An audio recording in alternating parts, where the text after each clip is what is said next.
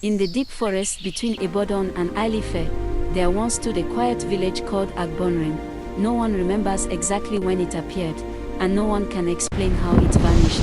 The strangest part, it only disappeared after midnight. Travelers who journeyed through the dusty road at sunset would see Agbonren clearly: small mud houses with thatched roofs, women roasting corn by the roadside, children chasing goats, and elders sitting under a giant Iroko tree telling stories of old.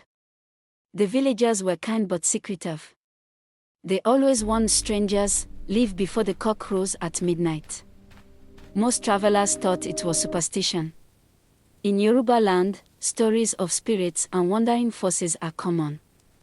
Some mention Abiku, others whispered about the hidden powers of Ayanlo, but one young hunter named Adialu did not believe in such tales. Adialu was brave, proud, and stubborn.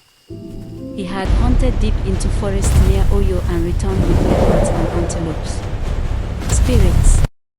He laughed at them. One evening, after a long hunt, Adialu arrived at Agbonren just before sunset.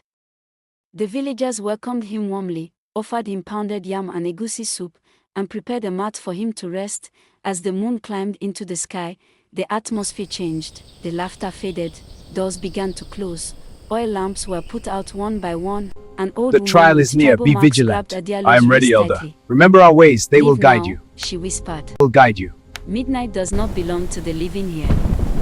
Adialu pulled away and smiled. "I fear no spirit." The village became silent, too silent. When the wooden gong in the center of the village struck 12 times, everything changed. A cold wind swept through the air. The ground trembled beneath Adialu's feet. He rushed outside his hut.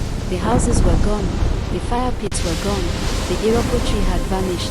The entire village had disappeared into empty forest. Only thick mist surrounded him.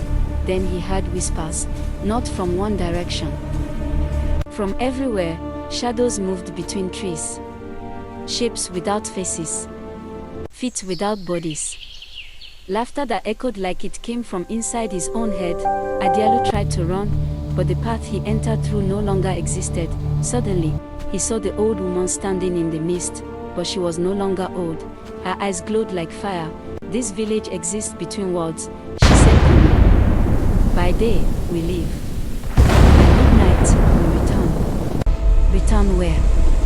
Adialu asked, trembling for the first time in his life, to where promises were broken. Long ago, the village had made a pact with unseen forces for protection during a brutal war. They were saved, but they failed to keep their vow. Since